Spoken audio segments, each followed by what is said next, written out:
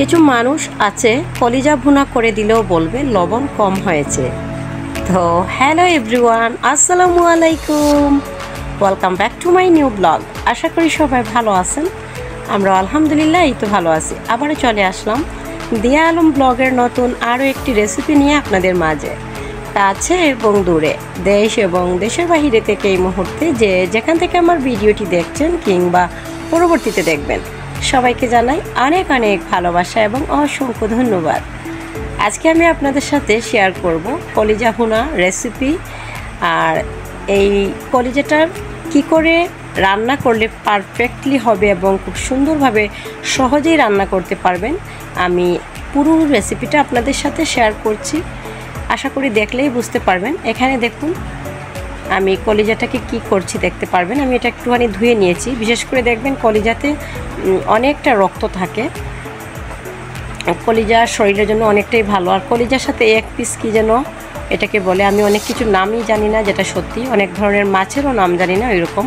এটাকে কি যেন একটা বলে, জানি না, দিল নাকি এরকম। আচ্ছা যাই হোক, তো এটার নাম আমি জানি না। অনেক কিছু আছে, গরুর কলিজা, বট, এগুলো আমি চিনি, বাট অনেক কিছু চিনি না। তো কলিজার পিসটা আমি 4-5 পিস করে নিয়েছি। এটাকে আমি গরম পানিতে সেদ্ধ করব। তারপরে আমি একদম ছোটো ছোটো করে কাটবো। তো কিভাবে প্রসেসিং করছি সব কিছু দেখতে পারবেন। আর এই পিসটা আমি লাস্টের দিকে দেবো গরম পানিতে, কারণ এই পিসটা একটু নরম থাকে। তো সেই জন্য এটা লাস্টের দিকে শুধু আমি নামানোর সময় দিয়ে এটাকে গরম পানিতে রেখে দিলেই হয়ে যাবে, এটা যেহেতু একদম নরম। আর এইরকম কলিজা যদি আপনি বাপে দিয়ে দেন তাহলে কলিজাটা মানে খেতেও ভালো লাগবে এবং কাটারও সুবিধা হবে।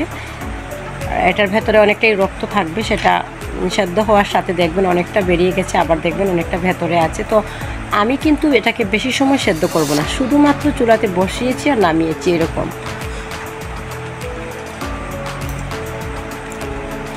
এটাকে শুধু আমি এরকম উল্টে দিয়েছি, পরে আমি নামিয়ে নিয়েছি। এটাতে আর কোনো ধরনের মানে চুলার আগুনটা আমি দেব না। এটাকে দেখুন শুধু গরম পানিটা হয়েছে, এক পাশ দিতেই তো হয়ে যায়। কলিজাটা এরকমই গরম পানিতে দিলেই এরকম হয়ে যায়। তো আমার শুধু এরকমই মানে প্রয়োজন। এরকম করে আমি বেশি জাল করব না এটাকে। এরকম করেই আমি দেখুন একটা পানিটা একবার ফুটন্ত হয়েছে, এবার চুলাটা অফ করে দেবো। আর অফ করার আগে আমি এটা দিয়ে দিচ্ছি, এই পিসটা। এটা বেশি সময় রান্না করতে হবে না, এটা শুধু গরম পানিতে দিলেই হবে। এবার আমি চুলাটা অফ করে দিলাম। তো এবার দেখুন আমি এগুলোকে পানি ঝরিয়ে তুলে নিচ্ছি একটি প্লেটে। তোলার পর এটাকে কিভাবে ক্লিন করবেন আমি দেখিয়ে দিচ্ছি। কলিজা কিন্তু ক্লিন করলে খেতে ভালো লাগে, অনেকেই এমনিতেই খেয়ে নেন দেখবেন। এবার এটা ক্লিন করতে একদম সহজ হবে এবং খুব সুন্দরভাবে এটা ক্লিন করা যাচ্ছে। এই যে দেখুন কলিজার পিসটা কতটা সুন্দর হয়েছে। এবার এই যে অংশটা উপরে যে একটি আবরণ থাকে এরকম পাতলা, এটা এরকম ধরে টান দিলেই উঠে আসবে। আর দেখতেই পাচ্ছেন ভেতরে কিন্তু অনেকটা রক্ত, ধোয়ার পরেও কিন্তু কলিজাতে অনেকটা রক্ত থাকে। কলিজা হচ্ছে পুষ্টিগুণে ভরপুর একটি খাবার, সেই জন্য এগুলোতে অনেক প্রচুর পরিমাণে আয়রন, প্রোটিন অনেক কিছু থাকে। তো স্বাস্থ্যের জন্য খুবই উপকারী, সেই জন্য কলিজাটা একটু বেশি দাম হয় কিনতে গেলে দেখবেন। তো এই তো এবার আমি সবকটা এরকম পিসের আবরণটা সরিয়ে নেব। পাতলা যে একটা আবরণ সেটা আমি তুলে নিচ্ছি। তো বাকি যে পিসটা ছিল বড়, ওই পিসটা থেকেও হালকা করে আমি তুলে নিচ্ছি। দেখুন এটার পর্দাটা অটোমেটিকলি উঠে আসছে। তো দেখে নিশ্চয়ই বুঝতে পারছেন। তবে এই পিসটা আমি একটু বড় সাইজ করে কাটবো, আর কলিজার পিসগুলো একদম ছোটো ছোটো করে কাটবো। কলিজার পিসগুলো যত ছোটো ছোটো করে কাটা যায় ততই কিন্তু খেতে অসাধারণ হয় এবং ভালো লাগে। এবার আমি এগুলো ফেলে দিচ্ছি। আর কলিজার পিসগুলো আমি কিভাবে পিস করছি একটুখানি দেখাবো। তো যারা কলিজা রান্না করতে ভয় পান কিংবা কিভাবে প্রসেসিং করবেন কিছুই জানেন না, তাদের জন্য আজকের এই রেসিপিটা অবশ্যই বুঝতে পারবেন। তো আমি এবার কেটে নেব। আর আমি কিন্তু বেশি সময় জাল করিনি, সেই জন্য কলিজাটা এখনও কিন্তু খুবই সফট এবং খুবই সুন্দর আছে। এটা রান্না করলে খেতে ভালো লাগবে। আমার প্রয়োজন ছিল একটা শুধু বাপে দেব, গরম পানিতে বাপে দিয়ে এটাকে নামিয়ে নেব। আর ওই উপরে যে একটা আবরণ থাকে সেটা আমি তুলে নেব। তো এই যে দেখুন বেশি সময় জাল দেওয়ার প্রয়োজন নেই, এটাতে অনেক প্রোটিন, পুষ্টিগুণ থাকে। সেই কারণে আমি এটাকে অল্প করে একটুখানি শুধু গরম পানিতে জাল দিলাম।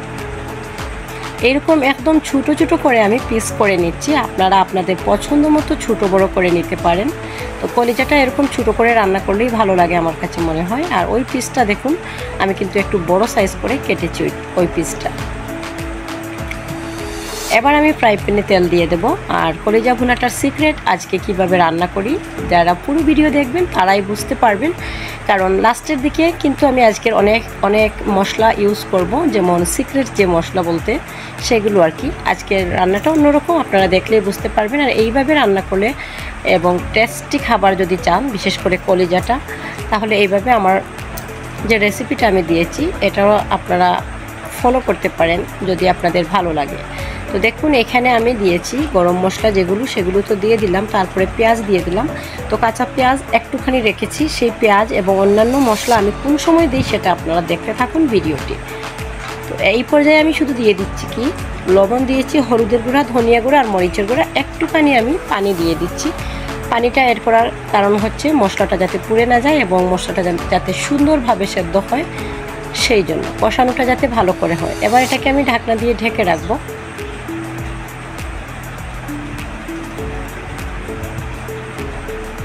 তো ঢাকনাটা খুলে আমি দেখাচ্ছি আপনাদেরকে। দেখুন মশলাটা কত সুন্দরভাবে হয়ে গেছে। এবার আমি আদা রসুন পেস্ট দিয়ে দিচ্ছি। তো আশা করি বুঝতে পেরেছেন আজকের এই সিক্রেট রেসিপিটা আমি কিভাবে রান্না করছি। এটা কিন্তু লাস্টের দিকে দিচ্ছি আমি, দেখুন আদা রসুনটা, এবং আরও কিছু মশলা বাকি আছে সেগুলো আমি কিভাবে দিচ্ছি সেটাও দেখবেন। এবার দিয়ে দিলাম আমি একটা রাঁধুনি মিক্স মশলা।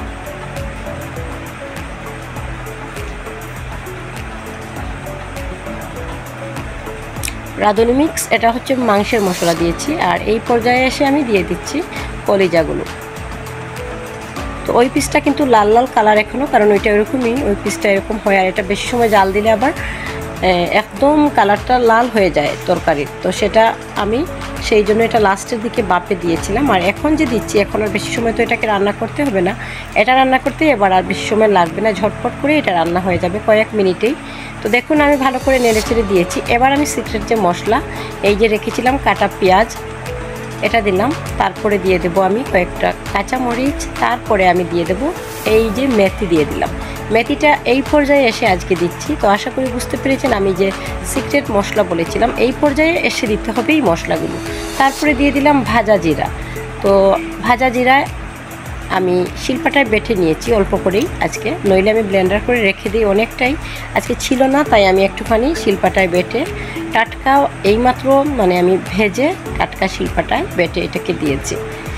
আর ফাইনালি দেখুন কতটা সুন্দরভাবে আমার এই কলিজা ভুনা।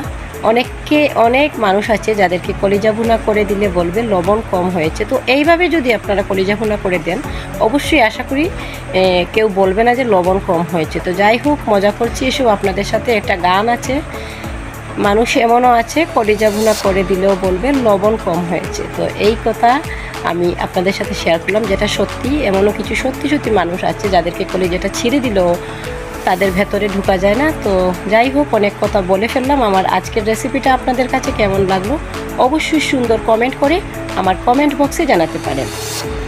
সবাই ভালো থাকবেন, সুস্থ থাকবেন। আর সবসময় সবাই দিয়া আলম ব্লগের সাথেই থাকবেন। দিয়া আলম ব্লগও সবার সাথে আছে এবং থাকবে ইনশাল্লাহ।